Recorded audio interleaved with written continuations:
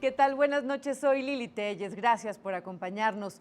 Bienvenidos a Cámara Libre. Hoy vamos a hablar de un tema que ha estado mucho en boca de todos últimamente, que es la propuesta de la consulta popular en el Congreso de la Unión. Nos acompaña para explicarnos sobre ello el senador perredista Mario Delgado. Mario, bienvenido, gracias por estar aquí. Al contrario, Lili, muchas gracias por la invitación.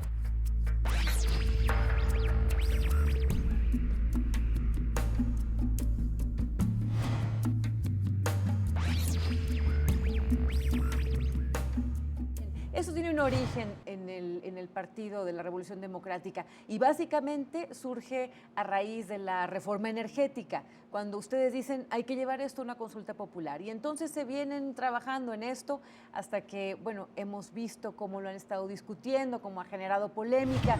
Finalmente, ¿en qué queda la consulta popular? ¿Se va a hacer? ¿Para qué temas? ¿Cómo vamos a participar los mexicanos? ¿Cómo va a estar? Claro que sí, Lili. Fíjate que hace poco más de 2 años hubo una reforma a la Constitución. Esa reforma, ¿qué dice? Que en asuntos trascendentales para el país, la gente puede opinar a través de una consulta popular. Esto se usa en otros países, como referéndum o plebiscitos, que cuando hay decisiones muy importantes para el país, pues que la gente directamente vaya y opine a la hora que organizas una elección. Bueno, pues vas y votas por tus candidatos, pero tienes una boleta adicional donde dice, oye, ¿que tú estás de acuerdo con esta reforma? ¿O que estarías de acuerdo en modificarla? En fin, puede haber varias propuestas, pero la gente directamente decide. ¿Por qué se plantea esto? Porque dices, bueno, son temas tan importantes que no solo los diputados y los senadores pueden opinar, también la gente tiene el derecho. Eso está en la Constitución, todos los mexicanos tenemos ese derecho en el artículo 35, desde agosto del año pasado. Bueno, viene la reforma energética. ¿Qué asunto más importante, Lili, que la reforma energética? Imagínate, se va a decidir qué va a pasar con el petróleo y bueno, no solo el petróleo, todo lo que significa para nuestro país el petróleo. Poca gente lo sabe, pero pues es el 40% del presupuesto. ¿Qué quiere decir? 40% de las escuelas, el 40% del sueldo de los policías, de los maestros, de las enfermeras, de los doctores, se paga con el petróleo. Pero en un tema tan complicado, tan técnico como ese, sería muy riesgoso hacer solo un par de preguntas. Tendrían que, no sé, llevar toda una exposición de argumentos técnicos para poder hacer una pregunta. Y en ese caso, también, ¿para qué tendríamos senadores y diputados, legisladores en el país, si se le empezara a preguntar directamente a la gente, a nosotros los ciudadanos, qué hacer en cada tema? Sí, bueno, no se puede preguntar en cada tema, solamente decía yo los temas que son verdaderamente importantes para el país. Por ejemplo, Inglaterra sometió a un referéndum si querían estar en la Unión Europea o no. Y es una decisión técnica complicada que iba a definir el futuro de la economía de ese país. Sin embargo, se sometió a referéndum. Efectivamente, no se podría hacer mañana, Lili, salir y hacer 2 preguntas. Porque primera, la verdad es que no todos tenemos la información correcta. Pero ¿a qué te obligaría si hubiera una consulta? Sí, a iniciar una campaña para explicarle a todo el pueblo de México de qué se trata la reforma energética y cómo va a cambiar tu vida. De tal manera que con esa información, entonces sí la gente pudiera decidir en un sentido u otro. Y esto, pues creo que finalmente es bueno, es como hacer ejercicios democráticos donde la gente pueda participar.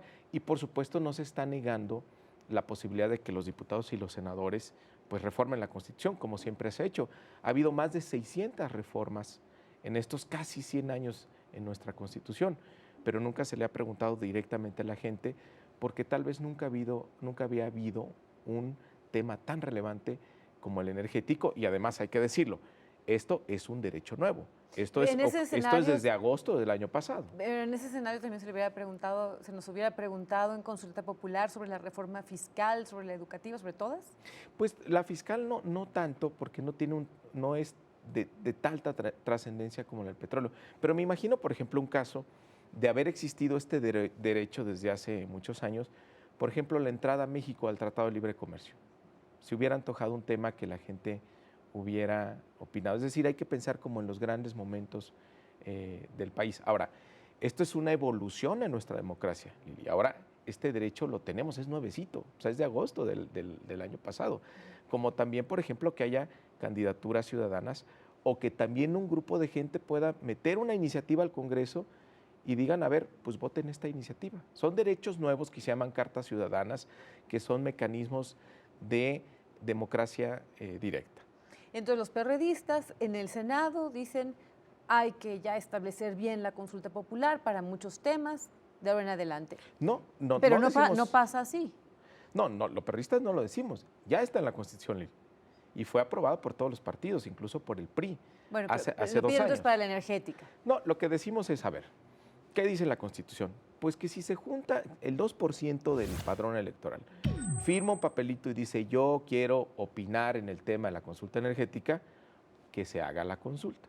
Entonces, pues nosotros nos dimos a la tarea de juntar esas firmas y hay 1.700.000 firmas, que es poco más del 2%, que dice la Constitución que se requiere para solicitar la consulta popular.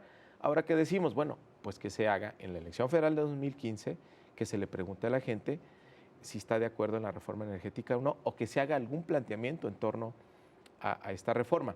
Ahora, ¿qué ha pasado? Tú me preguntas, ¿dónde está? Bueno, la semana pasada se aprobó la ley que, digamos, regula o organiza el derecho de la Constitución a la consulta popular. Y esa ley aquí sí lo fue muy tramposa, porque la Constitución te dice, a ver, puedes hacer consulta popular para temas de trascendencia nacional, salvo en estos temas. Por ejemplo, tú me preguntabas, la fiscal. Pues obviamente, si sales a preguntarle a la gente, oye, ¿estás a favor de los impuestos? Pues ya sabes que vas a perder, nadie va a estar a favor. O tema de los derechos humanos, eso es algo que no, digamos, no estamos dispuestos a poner en cuestión, es algo que nosotros, los mexicanos, hemos decidido adoptar. O temas, por ejemplo, como militares, pues no deben estar sujetos a la consulta popular. Eso es lo que dice la Constitución. Ahora, ¿qué dice la ley? La que regula, o que son las reglas de ese artículo. La ley te limita en qué casos puedes hacer consulta popular. Entonces, y aquí no quedó la reforma energética. No, bueno, prácticamente queda fuera la reforma energética con esa ley. ¿Qué va a pasar? Pues que es algo que va a tener que resolver la Corte. Entonces, ¿va a ser la Suprema Corte la que va a definir en qué temas se va a poder hacer una consulta popular? Así es lo que dice actualmente la ley. Y bueno, también tendrá que resolver como esta controversia, porque todos los mexicanos pues tenemos el derecho que marca la Constitución, los derechos que marcan la Constitución. Una ley no te puede acotar ese derecho. Siempre es superior la Constitución, por eso es la Constitución de todos los mexicanos. Entonces, bueno, tendrá que resolver esa controversia y tendrá que resolver si procede o no la consulta popular para el tema de la reforma energética. Ahorita pasa a diputados. ¿Cuál es el escenario que usted vislumbra en la Cámara de Diputados respecto a la consulta popular? Está la discusión en la Cámara de Diputados, seguramente se va a aprobar una ley como restrictiva de lo que dice la Constitución. Entonces, pues aquí pues va directo esto hacia la Corte. Tendrá que ser el gran árbitro y decidir qué va a pasar en este tema. ¿Cuáles son las ventajas y las desventajas de que sea la Corte la que decida en qué temas vamos a poder opinar en una consulta popular? Bueno, la desventaja es que no debería ser esto motivo de controversia. Fíjate que el artículo 35 es muy claro en qué puedes hacer consulta y cuándo no. O sea, es muy específico, como para que lo pongamos ahora en duda o en disputa. Entonces, la desventaja es que la Corte tenga que decir algo que con la Constitución establece muy claramente. Ahora, creo que también hay que pensar cuál es la ventaja de la consulta popular, porque alguien podría decir, oye, pues ¿para qué armamos tanto relajo con esto? Mejor ya, pues el cambio ya se dio y ya pasó. Creo que vale mucho la pena, Lili, porque es un tema que va a definir en buena parte lo que va a pasar con nuestra economía y con la política mexicana en Senador, los siguientes años. Es que sí suena muy bonito una consulta popular. Por supuesto que suena muy bonito y muy democrático y qué bien todos opinando, sí o no a algo. Pero también es muy riesgoso el planteamiento de las preguntas.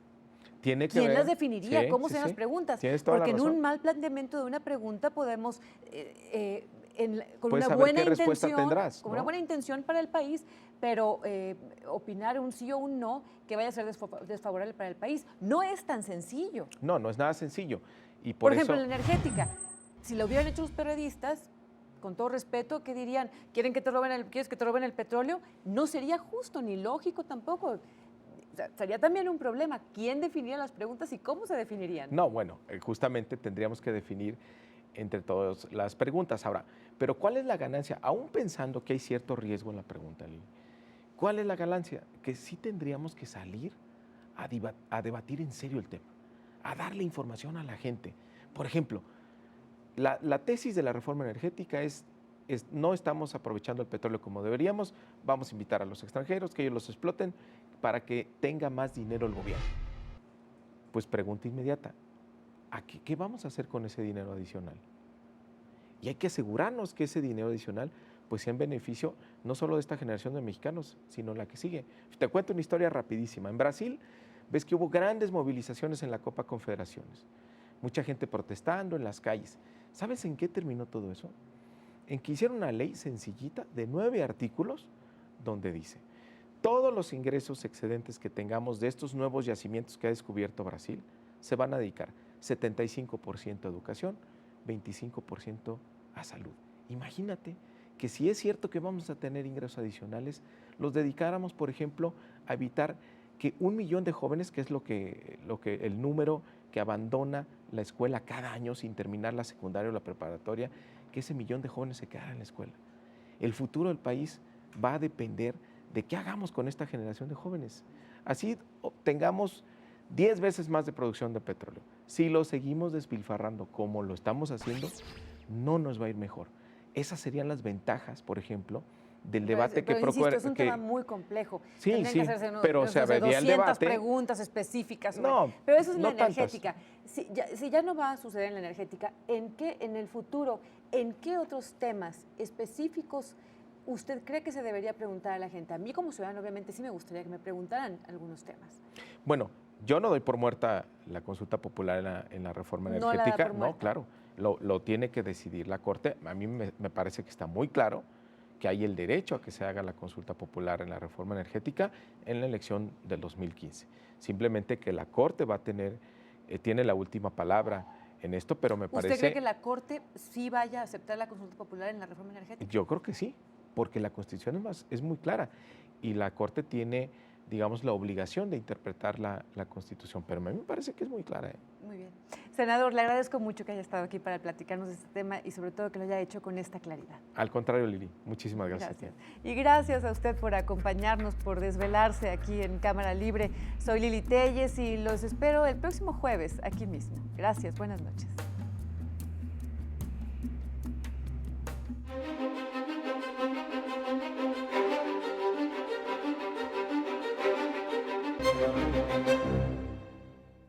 Twitter le pegó al premio gordo. La red social debutó en la Bolsa Mexicana de Valores y en menos de 12 horas se echó al bolsillo 6.8 millones de pesos con la venta de 9,157 acciones que cotizaron a un precio de 744 pesos por cada título. Con su entrada a la bolsa, Twitter podrá acceder a beneficios como la obtención de capital por parte de sus accionistas sin necesidad de tocar la puerta de los bancos. También tendrá que liberar reportes trimestrales en donde podremos conocer sus finanzas y su número de usuarios, que actualmente superan las 200 millones de cuentas a nivel mundial. A pesar de tener un buen debut en la bolsa, Twitter no está exento de riesgos por una posible inestabilidad en el precio de sus acciones, pues basta recordar que a finales de los 90 algunas empresas de tecnología que cotizaban en el Nasdaq se fueron a la quiebra como parte del colapso financiero conocido como la crisis del .com.